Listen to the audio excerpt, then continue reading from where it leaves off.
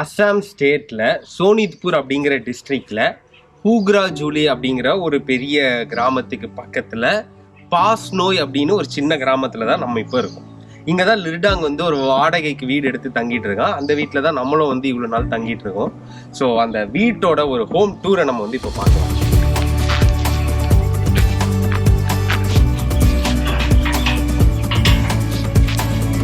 So இது வந்து ஒரு அஸ்ஸாமோட ட்ரெடிஷ்னல் ஹோம் அப்படின்னு சொல்ல முடியாது. ஒரு அஸ்ஸாமில் இருக்கக்கூடிய ஒரு அளவுக்கு ஒரு மிடில் கிளாஸ் வீடு அப்படின்னு நம்ம வந்து இதை சொல்லலாம். பொதுவாகவே இந்த கிராமங்கள்ல எல்லாமே வந்து வீட்டை திறந்த உடனே வந்து ஒரு பெரிய ஒரு லான் ஏரியா இருக்கு. இப்போ மாட்டுப்பட்டியிலேருந்து இந்த மாட்டெல்லாம் எடுத்துட்டு போயிட்டாங்க. ஆக்சுவலி இவங்க வீட்டில் வந்து இந்த மாடெல்லாமும் இருக்கு. ஸோ அங்கே மாட்டுப்பட்டி இருக்கு. ஸோ இங்கே ஒரு பெரிய ஒரு ஓப்பன் ஏரியா ஒன்று. எல்லா வீட்லையுமே வீடு வந்து ரொம்ப சின்னதாகவும் அதுக்கு முன்னாடி இருக்கக்கூடிய ஏரியா வந்து ரொம்ப பெருசாக வந்து இவங்க பண்ணுறாங்க. அதுலேயே அப்படியே வந்து பார்த்தோம்னா இங்கே லெஃப்ட் சைட் கேட்டுக்கு லெஃப்ட் சைடில் வந்த உடனே வந்து இந்த மாட்டு ஷெட்டு தான் இருக்குது. கோழி எல்லாம் உள்ளே போயிடுச்சு. நிறைய கோழி அதெல்லாமா வளர்த்துட்டு இருக்காங்க.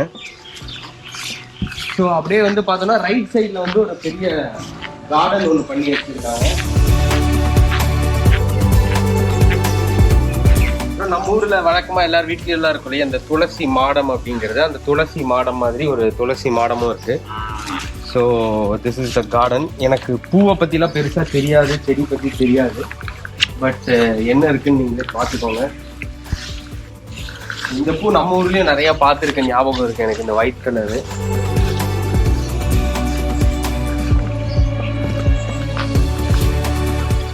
ரோஸ் இருக்குது. இங்கே கரெக்டாக சொல்லிட்டேன்னு நினைக்கிறேன். இது ரோஸ் இருக்குது. ஐ திங்க் செம்பருத்தின்னு நினைக்கிறேன். அது செம்பருத்தி இருக்குது.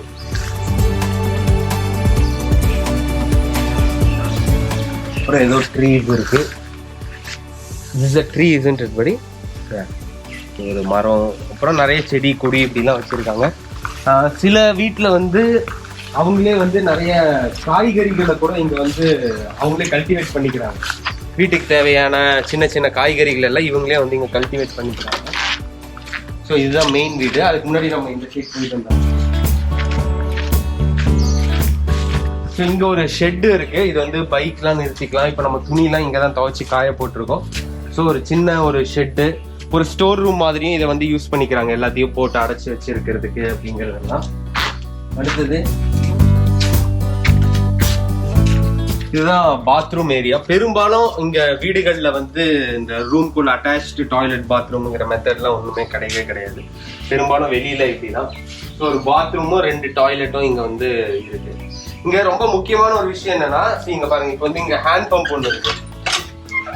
ஸோ இதுல வந்து தண்ணி வரும், அதுக்கே மோட்டரும் இருக்கு, அதுவும் வரும். பட் என்னன்னா இந்த தண்ணியை வந்து வாஷிங்க்கு மட்டும் தான் யூஸ் பண்ணிக்கிறாங்க. ஏன்னா இந்த தண்ணியில வந்து அயன் கண்டென்ட் இருக்கு இல்லையா, அயன் கண்டென்ட் வந்து அதிகமா இருக்கிறதுனால ஒன்லி ஃபார் வாஷிங். அப்போ மற்றது குளிக்கிறதுக்கு அதுக்கெல்லாம் என்ன பண்றாங்க அப்படிங்கும் போது இந்த தண்ணி எல்லாம் பிடிச்சு இதுல வந்து விட்டுடுறாங்க. இந்த டேங்க் மாதிரி இருக்கு இல்லையா, இதுல விட்டு ஃபில்டர். ஸோ இந்த டேங்க்ல வந்து விட்டா இதுல வந்து தண்ணி ஃபில்டர் ஆயிடும். ஃபில்டர் ஆகி இங்க வர்றதுல தான் பிடிச்சு ஸோ இதில் தான் நம்ம குளிச்சிட்டு இருக்கிறது அதெல்லாம். பிகாஸ் இந்த ஏரியாவில் இந்த இண்டஸ்ட்ரீஸு மைனிங் அப்படிலாம் பெருசாக இல்லை. பட் நேச்சுரலாகவே வந்து இந்த ஏரியாவோட தண்ணியில் அயன் கண்டென்ட் வந்து அதிகமாக இருக்குது. அது நமக்கு வந்து மனித உடலுக்கு ரொம்ப ஒத்துக்காது. அப்படிங்கிறதுனால இந்த மாதிரி ஒரு ஃபில்டரிங் மெத்தட் வந்து ஒன்று வச்சுருக்காங்க.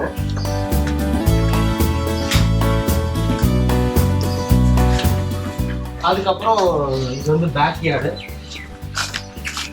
பின்னாடி இடம் இருக்கு, அப்படியே தோட்டம் அதெல்லாம் போட்டுருக்காங்க. கார்டன் இங்கிறது.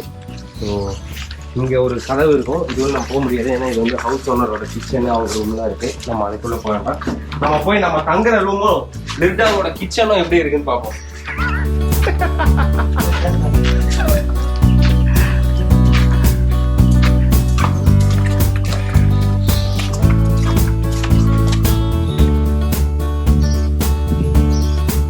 ஸோ இதுதான் அஸ்ஸாமில் எங்களுடைய குகை, பேச்சுலர்ஸ் டென். இதுதான் லிர்டாங்கோட பேச்சுலர்ஸ் டென்.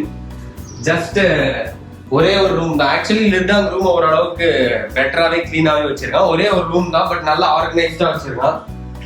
ஒர்க்கிங் டேபிள் ஒன்று பெருசாக, ஒரு பழைய காலத்து டேபிள் எங்கேருந்து எடுத்துகிட்டு வந்து பெருசாக ஒன்று வச்சிருக்கான்.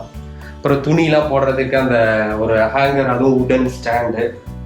அப்புறம் கட்டில், 2 சேரு, அப்புறம் ஒரு புக் ஷெல்ஃப், ஒரு வுடன் புக் ஷெல்ஃப் வித் மிரரோட வச்சிருக்கான். எல்லாம் ரொம்ப ஒரு ஆர்கனைஸ்டா வச்சிருக்கான். ஆக்சுவலி நான் தான் வந்து அவன் ரூமை கொஞ்சம் வந்து கெடுத்துட்டேன். சைக்கிள் வச்சிருக்கான் எல்லாம்.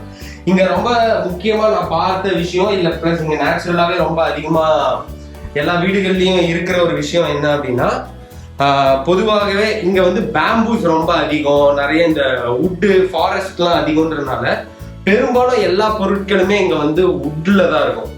எஸ்பெஷலி பேம்பூல இருக்கும். அப்படி இல்லைன்னா வேற ஏதோ ஒரு வகையிலான ஒரு மரத்தால செய்யப்பட்ட விஷயங்கள் தான் வீடு முழுக்கவே நிறைஞ்சிருக்கும். இது கூட ஷூ ஸ்டாண்ட் கூட பண்ணியிருக்கான். அப்புறம் வந்து his growing up plans, indoor plans வந்து வச்சு அவன் வளர்த்துட்டு இருக்கான். அண்ட் லிட்டாங் வந்து சூப்பரா வந்து புல்லாங்குழல் வாசிப்பான். So he has this flute also. So அடுத்தது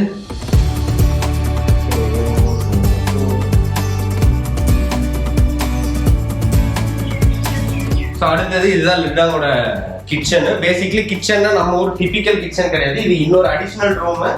அந்த ரூம்லயே வந்து கிச்சன் செட்டப்லாம் வச்சு குக் பண்ணிட்டு இருக்கான். லிட்டாங்கோட சொந்த வீடு, ஊரு அது எல்லாமே வந்து வேற ஒரு டிஸ்ட்ரிக்ட்ல இருக்கு.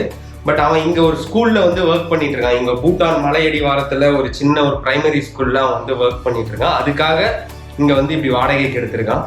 ஸோ இந்த கிராமத்துல இப்படி ஒரு வீடு நம்ம ஊர் நகரங்கள்ல எல்லாம் எவ்வளவு இருக்கும்னு யோசிச்சு பாருங்க. சென்னையில எல்லாம் குறைஞ்சது இப்படி ஒரு 2 ரூமு இப்படி வேணும்னா மினிமம் ஒரு 6-7,000 இல்லாம வேற எங்கேயுமே சீப்பா கிடைக்காது. பட் இங்க வந்து 1,500 ரூபாய்க்கு வந்து இந்த வீட்டை வந்து அவங்க கொடுத்துருக்காங்க.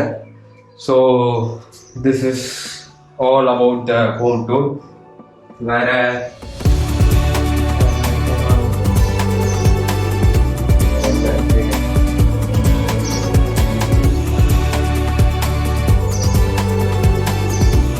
அவ்வளவுதாங்க. இதுதான் வந்து லிட்டாங்கோட ஒரு அசாம்ல இருக்கக்கூடிய ஒரு நடுத்தர வர்க்கத்தினுடைய ஒரு வீடுங்கிறது இப்படிதான் இருக்கும். இந்த ஹவுஸ் ஓனர் பாத்தீங்கன்னா, அந்த ஹவுஸ் ஓனர் ஹஸ்பண்ட் அவர் இல்ல, அவர் வந்து கொஞ்ச நாள் முன்னாடி இறந்துட்டாரு. அவர் வந்து ஒரு ஸ்கூல் டீச்சரா இருந்தவர். இப்போ அவங்க ஒய்ஃபா அவங்க பையனும் இருக்கிறாங்க. அவங்க தான் இதெல்லாம் மெயின்டைன் பண்ணிக்கிறாங்க. பெரும்பாலும் எல்லா வீடுகளுமே இப்படிதான் இருக்கும்.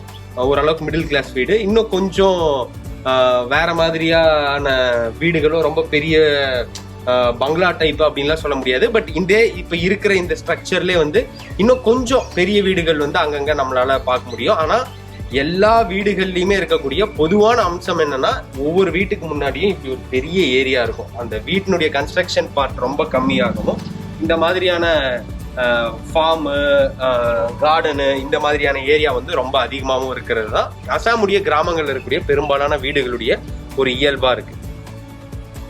எஸ் படி John Buddy.